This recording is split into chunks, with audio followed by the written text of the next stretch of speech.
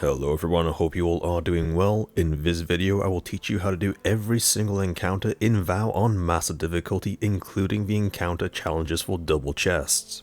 In every encounter I will first explain the strategy, followed by the loadouts, and finally a live example so you can see the comms and strategy being used. Timestamps are in the description below. Now if you are attempting it on Master, I will assume you already know the raid mechanics. If you don't, then I suggest watching the WoW raid guide on my channel. So let's get right into it. The first encounter is called Acquisition. The challenge for this is to kill the abominations at the same time, and you only have 4 seconds starting from the death of the first abomination. Because it is on Master, all of them will be unstallables and the glyph keepers inside the rooms are all overloads. The strategy for this is to split into 3 groups of 2, 1 defender for each totem and 1 runner. Some teams like to have the runner run for the symbol that is on their side of the map. However, to keep the comms as minimal as possible, it is better for the runner to just run for the symbol that is on their totem regardless of the symbol's position on the map. As an example, let's say the runner is defending the middle and gets the knowledge symbol. The closest podium to it is on the top left. The middle runner would still run for that symbol because there's a chance that 2 symbols can be on the same side of the map. This eliminates the crossover talk as to who has which symbol and keeps the comms clear for the defenders. The defender's job is to keep the installables alive until all 3 have spawned, which is 1 per side. The installables will spawn 1 by 1, so whoever gets theirs first will need to constantly stun it or freeze it while still killing adds and knights. So you can see it can get hectic.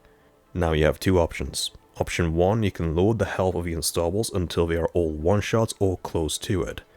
But be careful to not lower the health too far.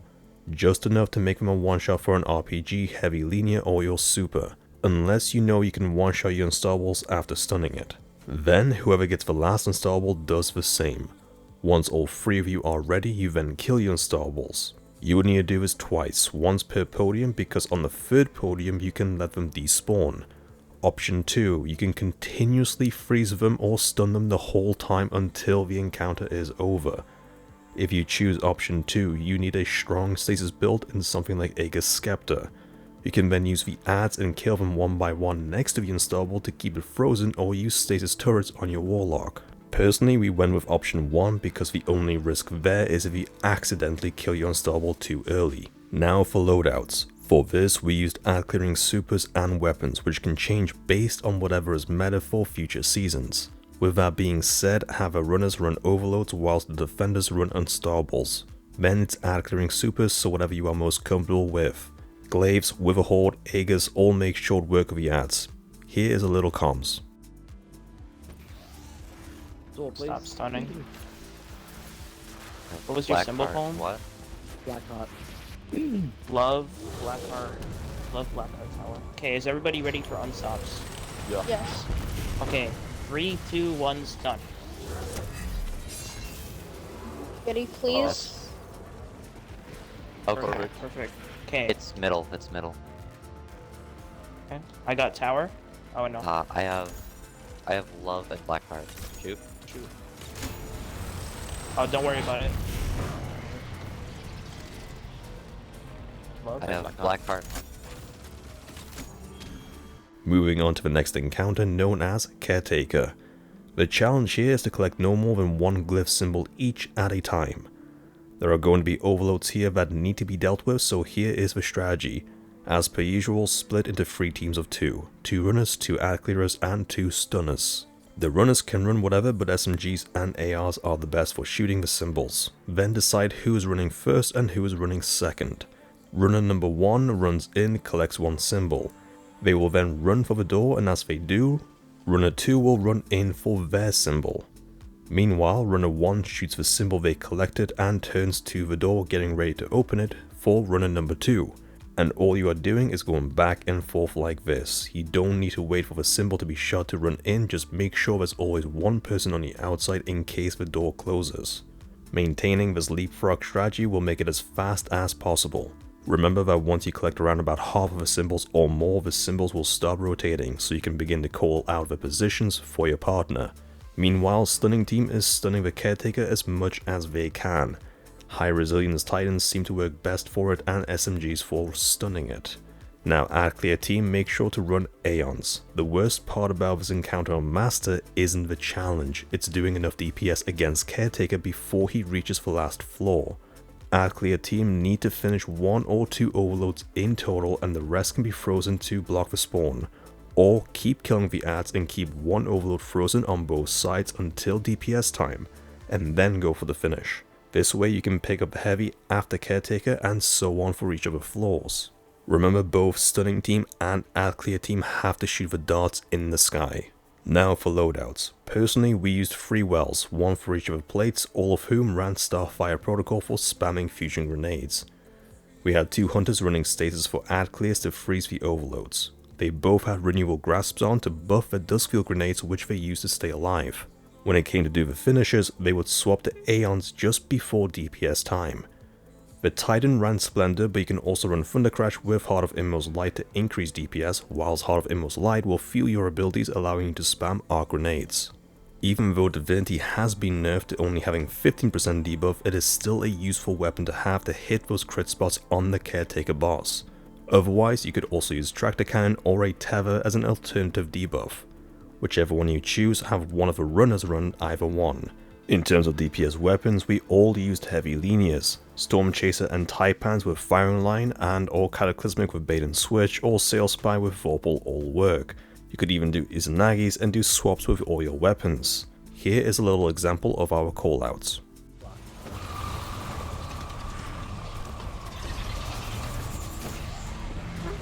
No. Actually, what did you pick up? I got Okay, super. yes, last one. Yeah, get your side. All these dudes are manageable. No, for me. it's not last symbol. It's not last symbol. Come on. Okay. You get surrounded by ads down here. There's 2 more I'm symbols. trying my best here, man. The last one's on right cap when I come out. It's gonna be Earth. Okay. Hey, Jordan, help who me. needs help? me. I'm coming. Trying to help you. Oh my fucking Christ. There you go. Stun him. Focus up, boys. There you go. Are we damaged? I Yep. Yeah. Watch out, Damage. watch out, you Left got stun side. team, watch out. I had to just run for a moment. Do you need help, pick? Oh yeah, what, of course I Okay. always need help. What kind of question? Stun him, stun him, stun him, stun him. Okay, damage. I got finisher. I got finisher. Take it, the ammo. I've got first well.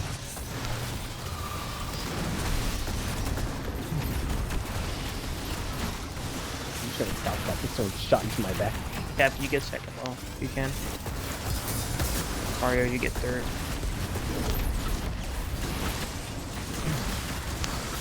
I'm out. Third. Good. I'm hiding at We'll my help god.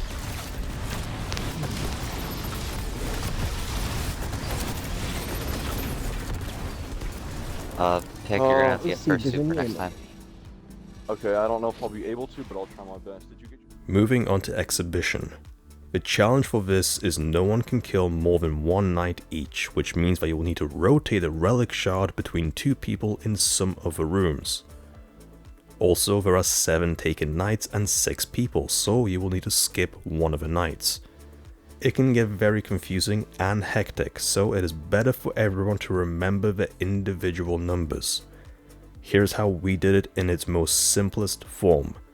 Assign numbers to your fire team from number 1 to number 6. Each player is responsible for remembering their individual number and what they are picking up.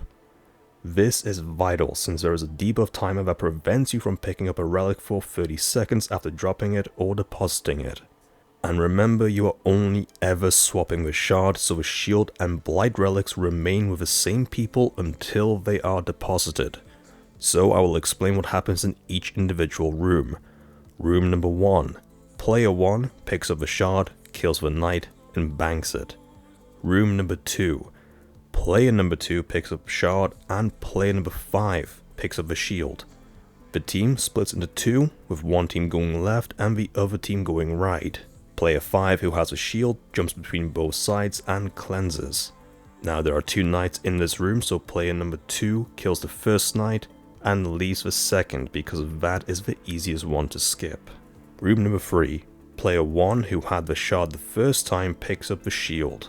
Player number 3 picks up the shard and player number 6 picks up the blight. Go into the room and split into 2 teams. 2 people left and 2 people right. Player 6 who has the blight will destroy the first taken blight. If it is at the bottom of the stairs, player 6 will go right, and if it is at the top of the stairs, they will go left. Player number 1 who has the shield goes to whichever side player 6 doesn't go to. Then they keep swapping sides, cleansing and destroying blights. Now player 3 who has the shard will kill the first knight in the middle of the room at 20 seconds to maximize the time. Once they kill the knight, they need to drop the shard for player number 4. Player number 4 kills the second knight.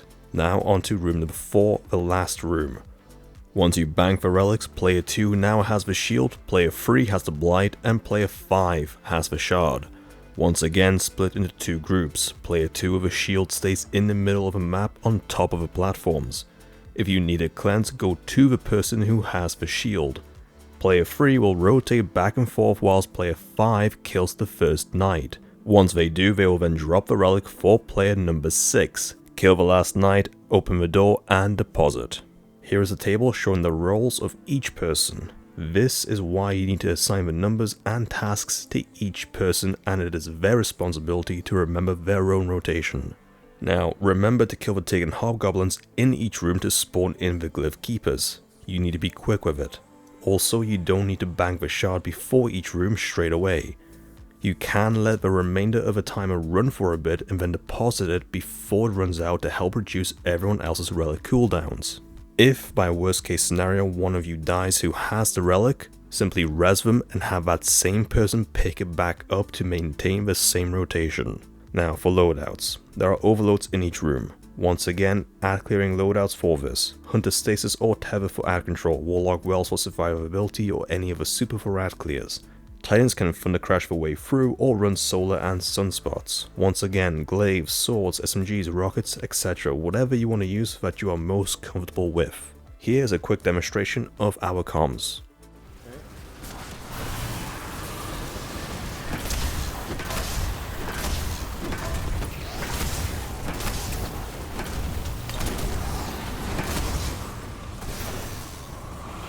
Blackheart, Ascendant Plane, Experiment.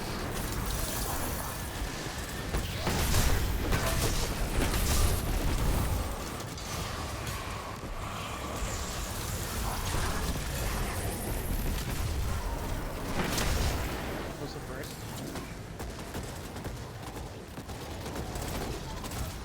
God damn, that guy's eating my asshole. Thank you. Listen, as soon as I hear someone's shield break, I'll be throwing that grenade as soon as I can. Finally, it's time for Rhulk. The challenge here is the easiest one.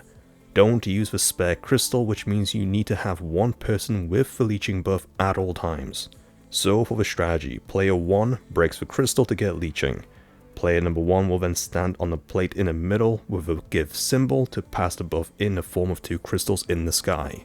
Player 2 shoots left and player 3 shoots the right one, so both players 2 and 3 now have a leeching buff, and player 1 does not. Swap again, so player 2 stands in the middle and forms the next 2 crystals. Player 1 shoots left and player 4 shoots right, so player 1, 3 and 4 have the buff. Player 1 holds onto theirs whilst 3 and 4 turn theirs into emanating by standing in the boss's beams. In the meantime, player 5 and 6 are clearing ads and killing the installable and overload glyph keepers. Find the same symbol that's on both sides and call both of the pillars. Player 3 and 4 bank at the same time, and as soon as they do, player 1 swaps the buff back to player 2 and 3. Player 2 swaps it, and so player 1 and 4 get it. Player 1 again holds onto theirs whilst player 3 and 4 turn theirs into emanating. To keep it simple, player 1 and 2 are always holding or swapping the buffs, so they will always shoot the left crystal, and player 3 and 4 are always banking, so they will always shoot the right crystal. This eliminates anybody from trying to shoot the same side together. Then choose 2 people to collect the buffs at the top with 1 person calling the correct pillars. Now for loadouts. It isn't worth running any wells since the boss moves around a lot, so go for DPS. Now for loadouts. It isn't worth running any wells since the boss moves around a lot and tends to destroy the wells when he smacks into them, so just go for DPS. Warlocks are Nova Bomb and don't bother with Chaos Reach. It takes too long to complete and doesn't do enough damage compared to weapons. Hunter's Golden Gun with Titans on Thunder Crash. Have 1 Titan put up a bubble near the top of the stairs for weapons of light. Have 1 person run Divinity for that crit spot whilst one of the people banking at the pillars runs Aeons for heavy ammo. Since the people banking will have the buff, they will be able to bypass the shield and kill the abominations. Finish the abominations or the champions for the heavy. For breaking crystals, scout rifles are the way to go. Just like with Caretaker, our DPS loadouts didn't change. Heavy linears are still the way to go. Storm Chaser with firing line or Taipans with firing line and 1 tap. Here is a comms demonstration. Yep. Split.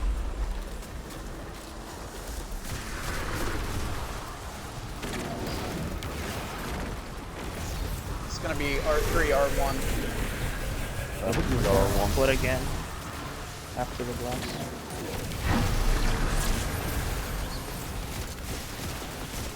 Okay, don't kill that abomination. Or do you want to do Aeons after first?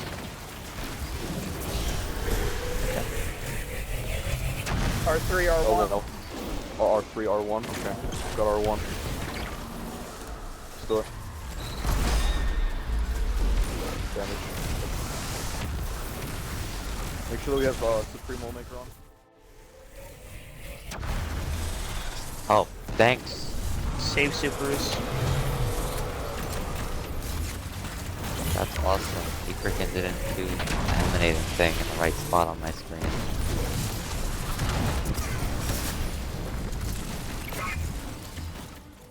And there you have it, that's how you complete the Valve Disciple raid on massive difficulty with all weekly challenges. If you have found the video helpful, then please like, share and post a comment. Don't forget to subscribe for more Destiny 2 guides. Thank you for watching, and I'll see you all next time.